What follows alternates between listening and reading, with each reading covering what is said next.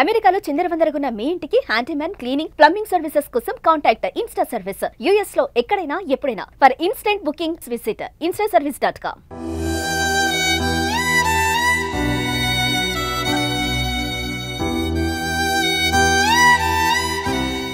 అహ్మదాబాద్లో air India విమాన ప్రమాదం ఎలా జరిగింది? టేకాఫ్ అయిన విమానం అకస్మాత్తుగా 5 నిమిషాలలోనే కూలిపోవడం అంతుచిక్కని మిస్టరీగా మారింది. అయితే ఈ ఘటనపైన నిపుణులు తమ అభిప్రాయాలను వెల్లడించారు. దర్యాప్తు జరిగితేనే కానీ అసలు విషయం ఏంటన్నది క్లారిటీ రాదంటున్నారు. అయితే పక్షి ఢీకొట్టడం వల్లే ప్రమాదం జరిగి ఉండవచ్చని నిపుణులు అంటున్నారు.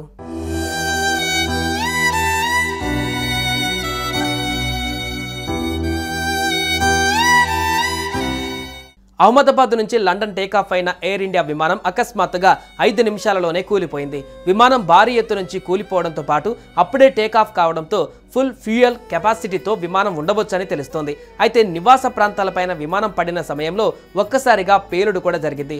ఈ ఘటనపైన నిపుణులు స్పందిస్తూ టేకాఫ్ సమయంలో విమానానికి పక్షి ఢీకొని ఉండవచ్చని, దాని కారణంగా విమానం టేకాఫ్కు అవసరమైన సరైన వేగాన్ని, ఎత్తును అందుకోలేక ప్రమాదానికి దారితీసి ఉండవచ్చని తెలిపారు.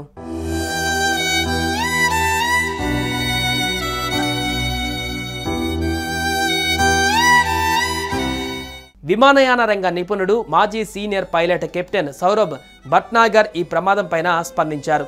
ప్రాథమికంగా చూస్తే ఇది కొన్ని పక్షులు ఢీకొన్న ఘటనలా కనిపిస్తుందన్నారు. దీనివల్ల 2 ఇంజన్లు శక్తి కోల్పోయి ఉండవచ్చని అంటున్నారు. టేకాఫ్ సజావుగానే జరిగింది. అయితే గేర్లను పైకి తీసుకునే లోపే విమానం కిందికి దిగడం ప్రారంభించింది. ఇంజన్లు శక్తిని కోల్పోయినప్పుడు లేదా విమానం పైకి లేచే శక్తిని కోల్పోయినప్పుడు మాత్రమే ఇలా జరుగుతుంది. అసలు కారణం దర్యాప్తులో తేలుతుందని వివరించారు. దృశ్యాలను బట్టి చూస్తే టేకాఫ్ ఎలాంటి అవంతరాలు లేకుండానే జరిగినట్లుంది. విమానం నియంత్రిత పద్ధతిలోనే కిందకు వచ్చింది. పైలట్ మేడే కాల్ ఇచ్చారు. అంటే అది అత్యవసర పరిస్థితి అని అర్థమని చెప్పొచ్చు.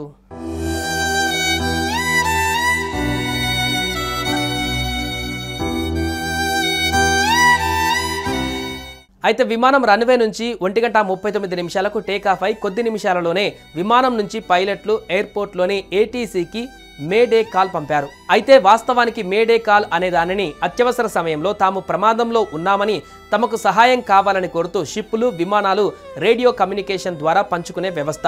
ఇది తమకు ప్రాణాపాయం ఉందని, సహాయం కావాలని కోరుతూ చేసే రిక్వెస్ట్. అయితే ఎయిర్ ఇండియా విమానం నుంచి ఈ కాల్ వచ్చిన తర్వాత ఏటీసీ విమానంలోని కెప్టెన్ను సంప్రదించేందుకు చేసిన కాల్స్కి ఎలాంటి రిప్లై రాలేదని అధికారులు వెల్లడించారు. ప్రస్తుతం విమాన ప్రమాద ప్రదేశంలో పరిస్థితులు చూస్తుంటే ఎయిర్ ఇండియా విమానం పూర్తిగా మంటల్లో కాలిపోయింది. ఇదొక విమానం అని గుర్తించలేని స్థాయిలో కాలిపోవడం చూస్తుంటే ప్రమాద తీవ్రత చాలా ఎక్కువగానే ఉంటుందని తెలుస్తుంది. ఈ ప్రమాదంలో ఎంతమంది మరణించారు, ఎంతమంది గాయాలతో బయటపడ్డారనే విషయాలు అధికారికంగా ప్రభుత్వం లేదా విమానయాన సంస్థ ప్రకటించే వరకు తెలియకపోవచ్చు.